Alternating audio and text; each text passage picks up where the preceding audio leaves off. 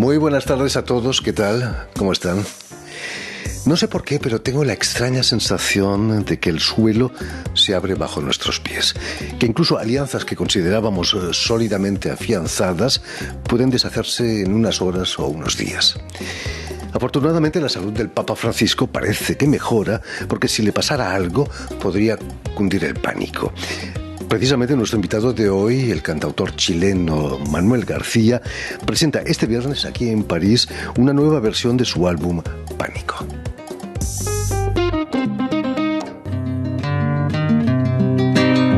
Que fui un pasajero allá entre tus sueños, que fui un pasajero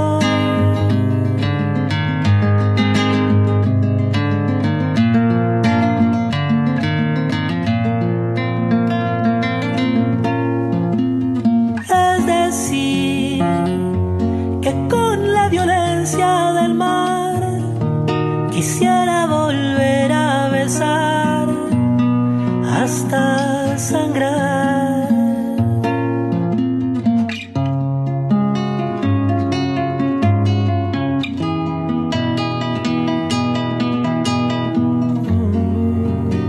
Tu ventana, la de las flores, la del sol, donde colgabas tu ropa interior, donde la blonda floreada adorna la estación. Tu ventana, donde es más clara la mañana, donde se enreda la luna en tu voz, donde las aves retratan tu rostro en su canción. Si te asomas, te adornan el... Muy buenas tardes, Manuel. Manuel García. Jordi, muy buenas tardes. Bienvenido a Radio Muchas Francia gracias. Internacional. ¿Crees, Manuel, que hay razones para sentir pánico en estos momentos, en estos días? Lamentablemente las hay. Y cuando digo lamentablemente quiero decir que lo lamentable puede ser también, por supuesto, remediable. No quiero poner una nota amarga en ese pánico, sino que más bien decir que el pánico también puede ser una alerta, algo que nos avisa que está peligrando en este minuto tal vez una dimensión de la especie humana por la situación frágil en que sentimos no solo a un país o una realidad en específico, sino que al mundo.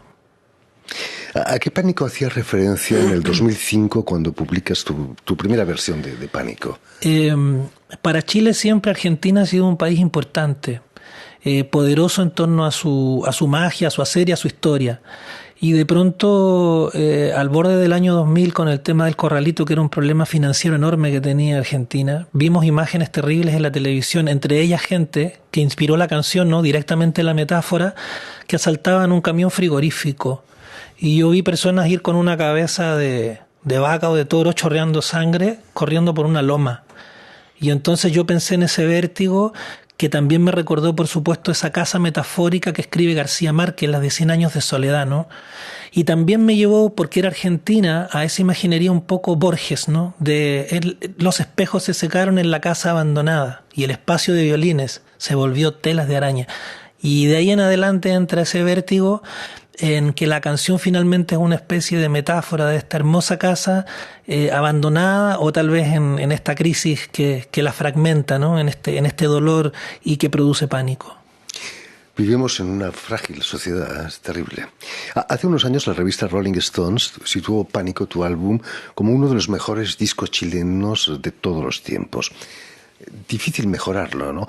¿Por qué razones has grabado otra versión en La Habana, ¿no? Creo. Claro, porque el disco siempre tuvo una relación de deuda amorosa con la historia de la nueva trova cubana, que al mismo tiempo está emparentada con la nueva canción chilena. Recordemos que hay años en que Víctor Jara, Patricio Mans,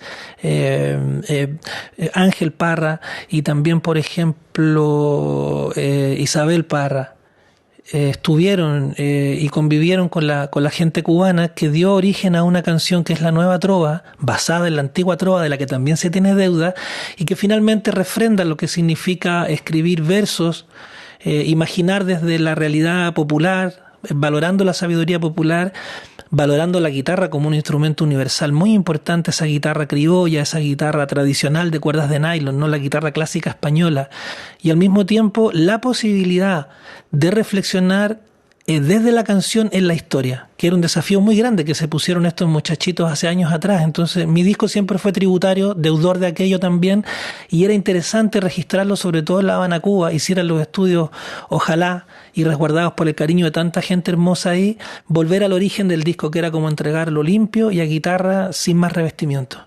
¿Cuál ha sido el secreto del éxito de la nueva trova cubana y chilena? Quizás que, además de esa pedagogía social, hay sentimiento. Claro, porque en este caso el mundo poético y social se transforma también en un mundo político y posible, ¿no? Hay una poética de la política en el fondo. A propósito de que fuera de tras bambalinas hablábamos en la plática recién acerca de estas esdrújulas de las que nos aquejan, pero que también nos protegen desde lo poético.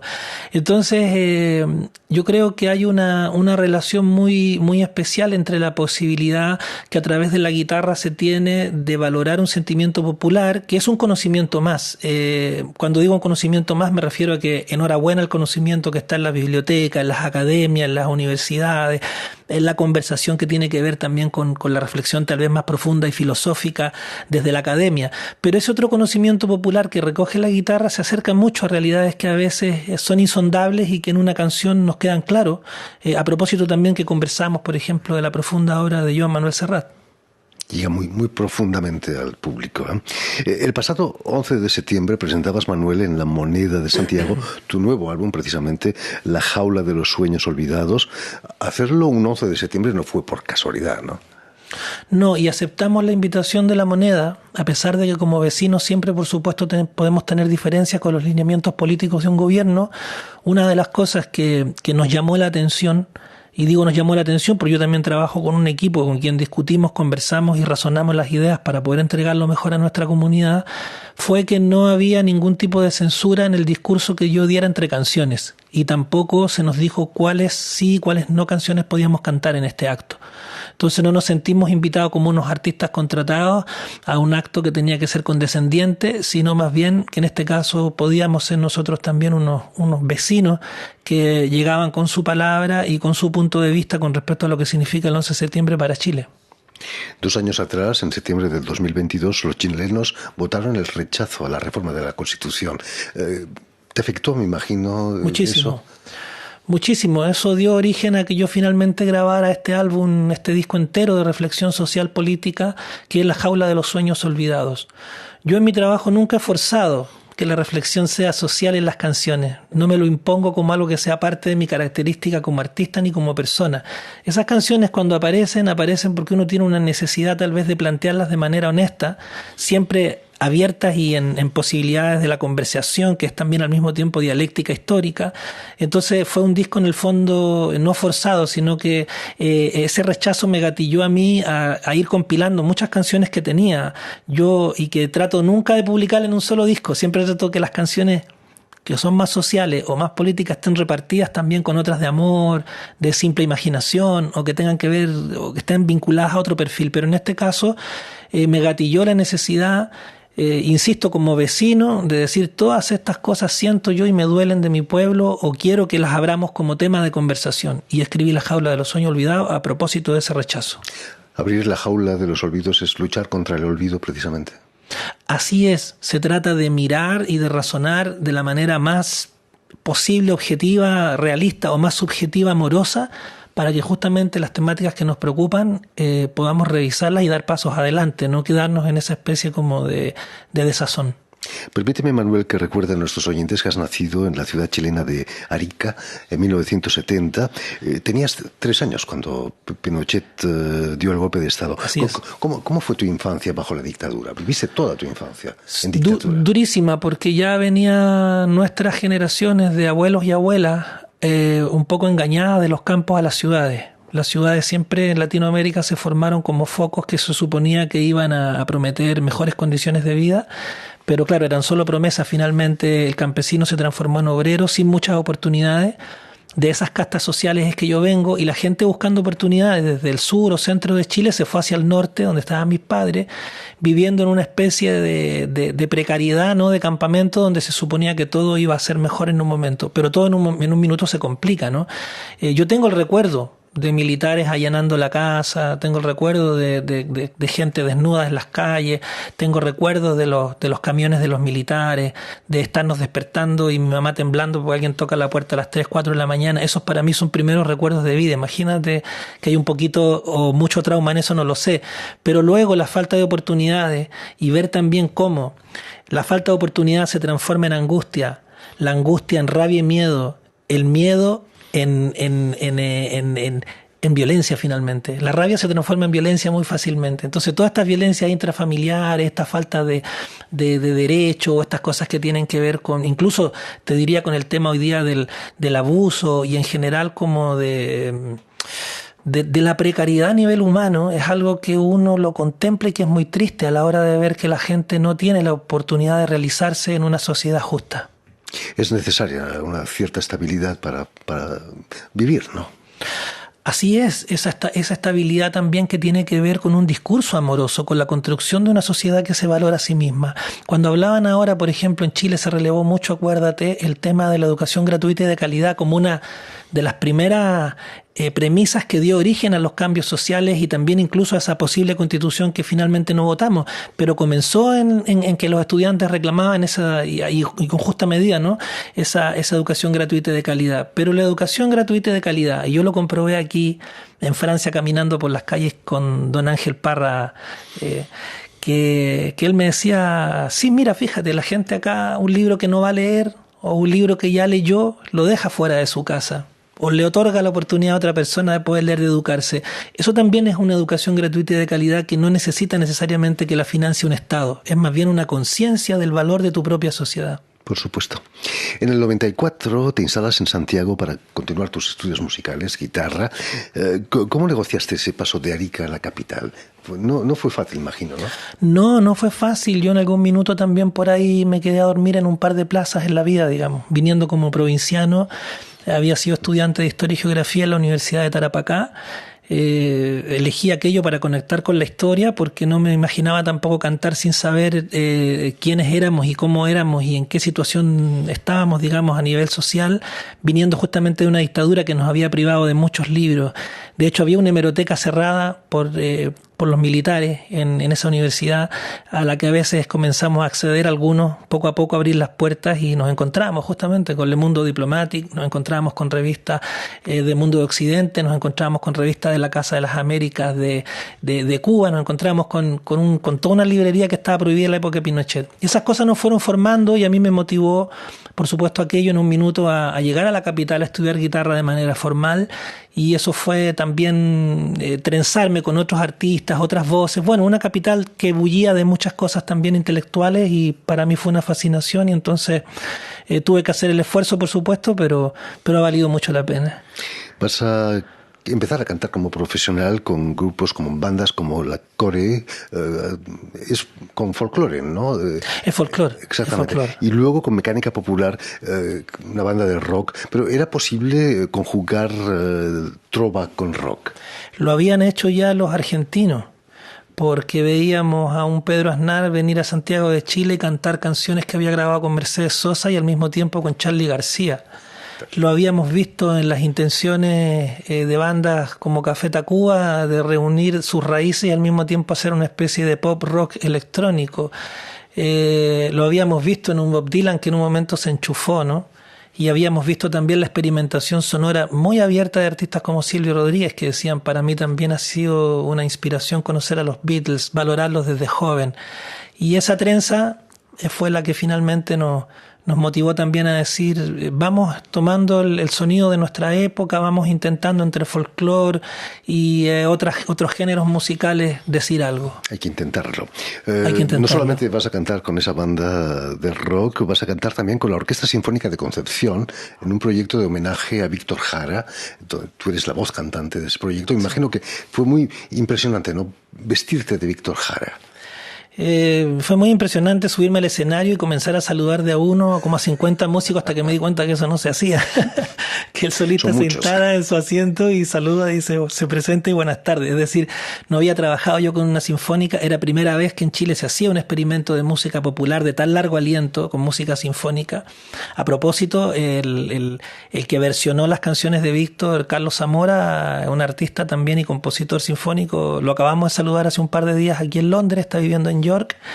Y claro, ese experimento fue hermoso también porque me acercó a la familia de Víctor, porque tuvimos que conversar estas cosas con Joan Jara, con la Amanda, con Manuela, sus hijas, ¿no? Revisar la historia, mirar qué iba a pasar. Tuvimos de tutelar también a Fernando García, Premio Nacional de Música en Chile, un sabio de la música, y finalmente enfrentar esta área del mundo popular con toda una sinfónica y un coro, y que finalmente resultó muy, muy especial, creo, y siempre queda todo, por supuesto, a la valoración que el público haga de aquello. ¿Qué debes quizás a Víctor Jara, a Violeta Parra, a Silvio Rodríguez, por cierto?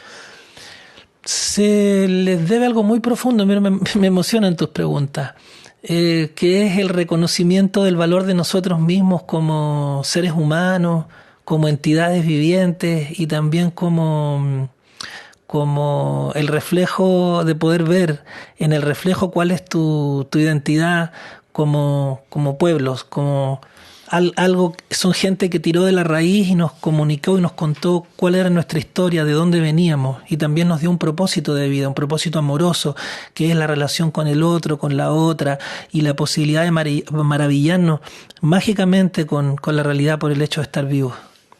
¿Cómo conociste a Silvio Rodríguez? Mira, a Silvio Rodríguez, yo lo conocí una vez personalmente, que le hice una entrevista acerca de Atahualpa Yupanqui.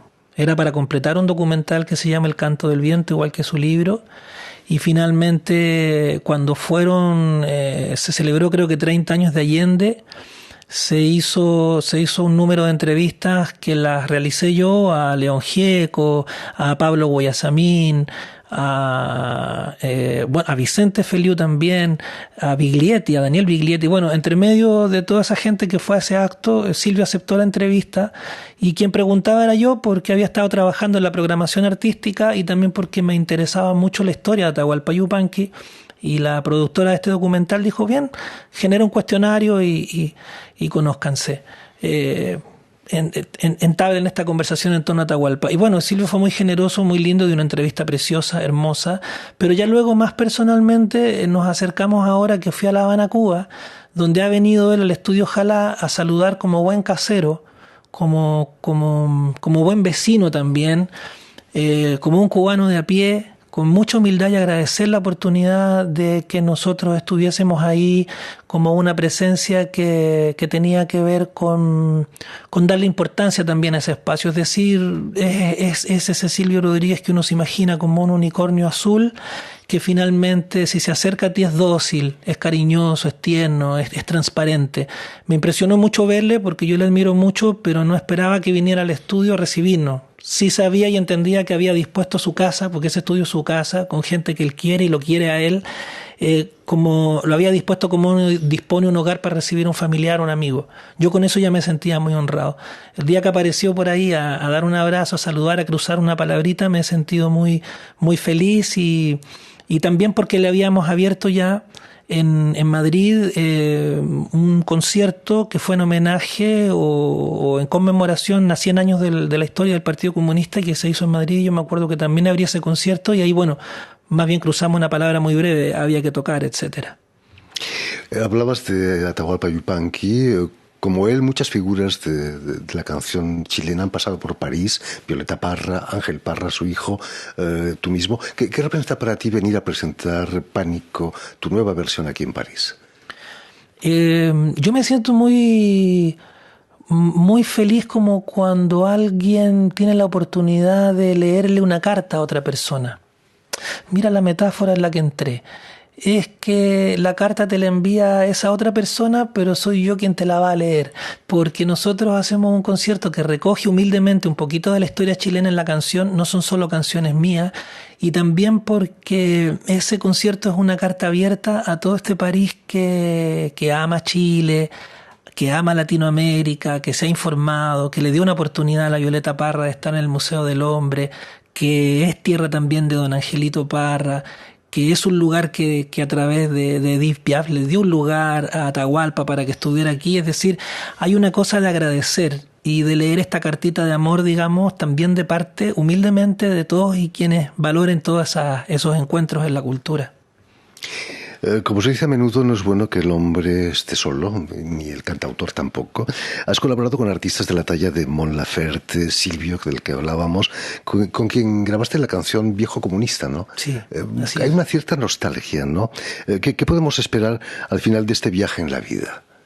Que es el título de una de las canciones. Claro, exacto. Y una canción que yo valoro mucho, que canto también cada vez que puedo, del autor Silvio Rodríguez. Que quedemos los que seamos capaces de sonreír en plena luz, como propone la canción. A pesar de la muerte, a pesar del oscuro, a pesar de la fragilidad como especie humana que tenemos, y a pesar en este momento de estar en días en que tenemos una especie como de corazonada o de presentimiento de que las cosas pueden ir a peor. Esperemos que no. Esperemos que en este equilibrio precario que vivimos como especie seamos capaces de reflexionar, de pensar, de sentir, de valorar lo que hemos logrado como humanidad. Hemos creado bombas, pero también hemos hecho violines. Hemos sido quienes asesinan al otro, pero también somos quienes somos capaces de dar vida y proteger. De cuidar el nido de un pájaro en vez de solo devorarlo, ¿no? Ese animal terrible que devora primavera es algo que también al mismo tiempo es ese ángel inefable que al mismo tiempo es creador y que es posible en el mundo conjugarlo como algo que sea positivo para la humanidad, para el universo y que tenga un sentido este paso que tenemos tan breve y tan sencillo. ¿Hay que ser optimista o un pesimista lúcido, quizás? Yo creo que en el encuentro de ambas cosas, el pesimista lúcido y el optimista impenitente, ahí podemos encontrar justo una frontera donde las cosas tengan, por favor, tender a mejor. En fin, pues ya lo saben, tienen una cita este viernes en la Sala Pan Piper, aquí en París, para el concierto del cantautor chileno Manuel García. Muchísimas gracias, Manuel, por habernos transmitido. Gracias a ti, Jordi, cosas. una maravilla conversar contigo. Ojalá la vida nos dé más oportunidades. Naturalmente. Permíteme también que dé las gracias a Vanessa Loasso y a Julián Leng, quienes han ocupado hoy de la realización del programa, y también saludar a nuestros telespectadores. Merci. Saludamos también a nuestros telespectadores, porque también los tenemos, que nos siguen en todo el continente americano, en Santiago y Narica, seguramente que también, gracias a una cadena que se llama UCL, Unión Continental Latinoamérica, y una red que reúne televisoras públicas y universitarias de los dos continentes. Una maravilla. Un abrazo para todos y todas quienes hacen posible esa magia de comunicar los mundos. Desde aquí se los mandamos. Y a ustedes, muchísimas gracias por su atención y les damos cita para una nueva edición de El Invitado de Radio Francia Internacional.